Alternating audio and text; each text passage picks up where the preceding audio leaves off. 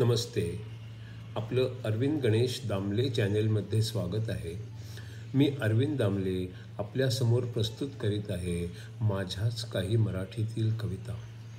हा आहे या कवितांच्या सत्राचा 471वा भाग. ह्या आपल्याला पसंत पडल्या तर चॅनेलला सबस्क्राईब करा, लाईक करा, शेअर करा आणि बेल आयकॉन दाबायला विसरू नका.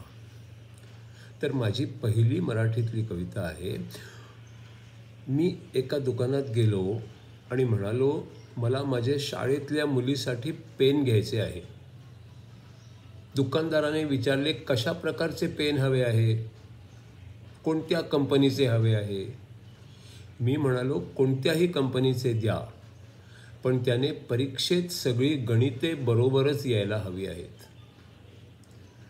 मी माझ्या शाळेतल्या मुलीसाठी पेन घ्यायला गेलो.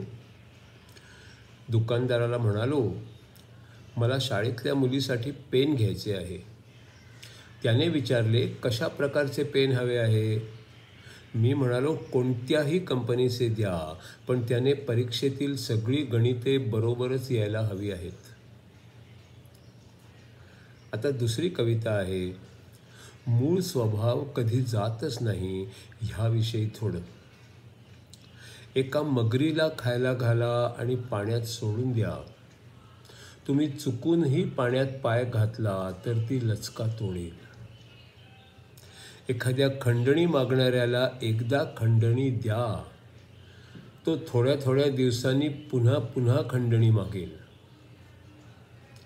एखाद्या देशाला तुमच्या देशात लष्करी तळ द्या, तो हातपाय पसरेल आणि लवकरच अख्खा देश गिळंकृत करेल.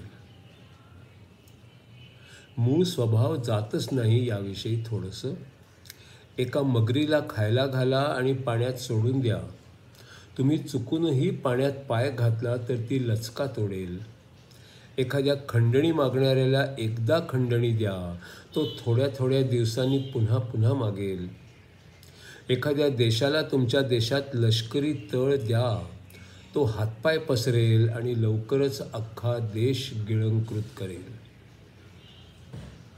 आता तिसरी कविता आहे. शंकराचार्य यांच्या विवेक चूडामणी या ग्रंथावर आधारित पुढचा भाग.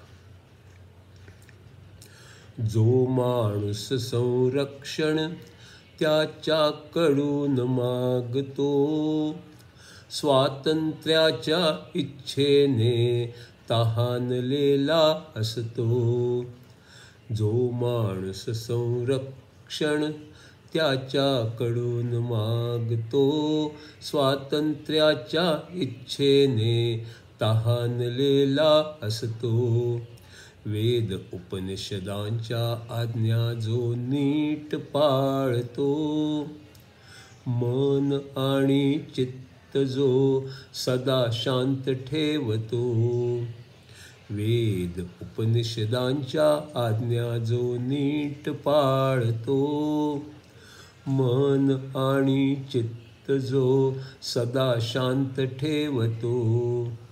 ऋषी आणि सद्गुरू यांना जवळ घेतो, केवळ कृपेनेच त्यांच्या तो सत्य बिंबवतो.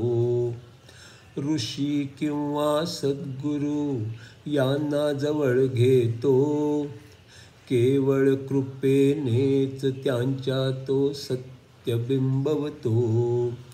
असाच माणूस गुरूच्या आज्ञेमध्ये राहतो, असाच माणूस नेहमी खरा साधक बनतो.